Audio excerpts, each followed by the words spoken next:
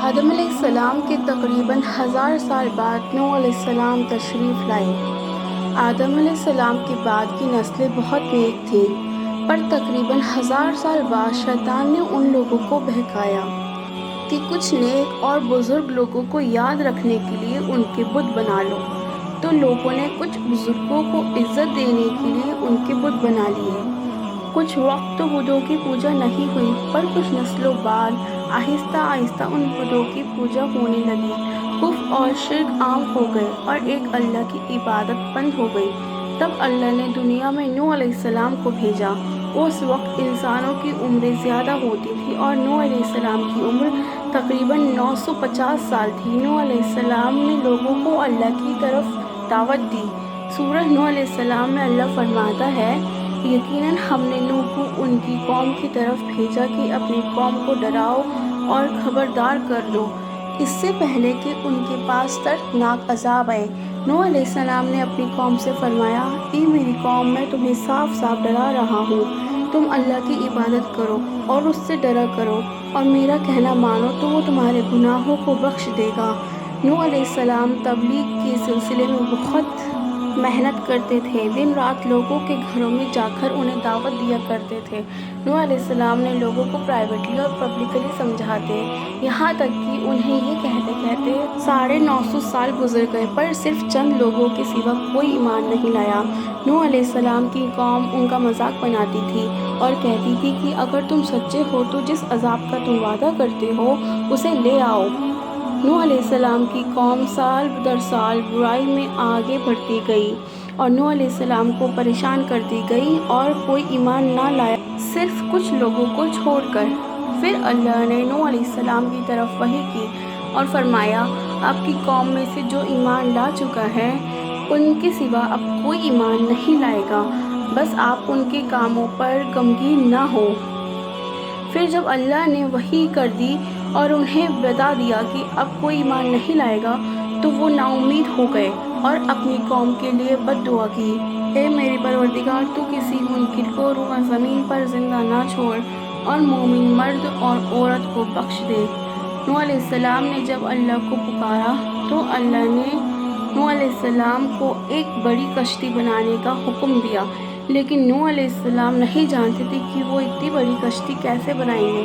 تو اللہ نے جبرائیل علیہ السلام کو ان کی مدد کے لیے بھیجا۔ ان کے آس پاس درخت نہیں تھے اور نہ ہی پانی تھا۔ انہوں نے بہت سے درخت اگائے اور پھر انہیں کاٹنا شروع کیا اور پہاڑ پر بیٹھ کر کشتی تیار کرنے لگے۔ لوگ جب نوح علیہ السلام کو دیکھتے کشتی بناتے ہوئے تو ان کا مذاق بناتے اور کہتے، یہ کیسا مجنون ہے جو پہاڑ پہ کشتی بنا رہا ہے۔ دھیرے دھیرے بہت محنت کے بعد ایک بہت بڑی کشتی تیار ہو گئی۔ ایک جگہ آتا ہے کہ نوح علیہ السلام نے یہ کشتی پورے 100 سال میں تیار کی۔ اس کشتی کی لمبائی 300 گز اور اونچائی 30 گز اور چوڑائی 50 گز تھی۔ اندازن کے مطابق اس کشتی کی لمبائی 1 کلومیٹر سے زیادہ تھی اور گہرائی 30 ہاتھ اونچی۔ یہ کشتی عام کشتیوں کی طرح اوپر سے کھلی ہوئی نہیں تھی، بلکہ اس کو جیسے نیچے سے بنایا گیا تھا ویسے ہی اوپر سے بند کیا گیا تھا تاکہ بارش انہیں نقصان نہ دے۔ اس کشتی پر 3 فلور تھے اور ہر فلور میں ایک دروازہ تھا۔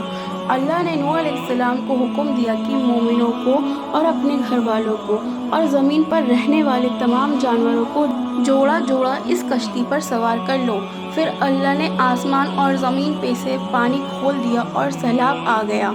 اس سیلاب نے دنیا میں رہنے والے انسان اور جانور سب کو غرق کر دیا۔ طوفان کا پانی پہاڑ سے بھی اوپر ہو گیا اور صرف نوح علیہ السلام کی کشتی اس طوفان میں باقی رہی۔ وہی لوگ اور جانور بچے تھے جو اس کشتی پر سوار تھے۔ اتنے بڑے نبی ہونے کے باوجود نوح علیہ السلام کا بیٹا کشتی پر نہ آیا۔ نوح علیہ السلام نے اس کو پکارا کہ میرے بیٹے، اس کشتی پر آ جا اور ان کافروں کا ساتھی نہ بن، لیکن اس نے کہا کہ میں کسی پہاڑ کی چوٹی پہ اپنی پناہ لے لوں گا جو مجھے اس پانی سے بچا لے گی۔ نوح علیہ السلام نے فرمایا، اللہ کے حکم سے آج کچھ بچنے والا نہیں ہے مگر وہ ہی جس پہ اللہ رحم کرے۔ باپ اور بیٹے کے بیچ یہ گفتگو جاری تھی کہ ایک طوفان نے ان کے بیٹے کو غرق کر دیا۔ جب نوح علیہ السلام کے سامنے ان کا بیٹا غرق ہو گیا تب ان کی آنکھوں میں آنسو آ گئے اور وہ پکار اٹھے، اور تو نے مجھے وعدہ کیا تھا کہ میرے گھر والوں کو نجات دے گا، اور تو تمام حاکموں میں سے بہتر حاکم ہے، لہٰذا یہ ناممکن ہے کہ تیرا کوئی وعدہ پورا نہ ہو۔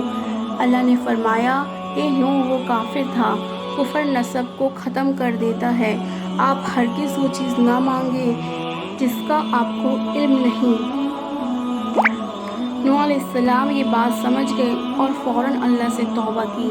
فرمایا، اے میرے پروردگار، میں تیری ہی پناہ چاہتا ہوں اس بات سے تجھ سے وہ مانگوں جس کا مجھے علم نہیں، اگر تو مجھ کو نہ بخشے گا تو میں خرابی والوں میں ہو جاؤں گا۔ کشتی نوح علیہ السلام اور ان کے ساتھیوں اور سارے جانوروں کی نسل کو لیے پانی میں تیز لہروں پر بلندی سے چل رہی تھی، مگر زمین پر موجود ہر چیز، انسان، جانور، پرندے غرق ہو چکے تھے۔ ان میں سے کوئی باقی نہیں بچا تھا، اگر کوئی بچا تھا تو وہ خود ان کی کشتی والے تھے۔ نوح علیہ السلام اور ان کے ساتھی 6 مہینے تک کشتی میں رہے، آخر اللہ کا حکم ہوا اور طوفان رک گیا۔ اللہ نے زمین کو حکم دیا کہ وہ سارا پانی نگل جائے، زمین نے سارا پانی نگل لیا اور زمین خشک ہو گئی اور کشتی پہاڑ پر جا کر رک گئی۔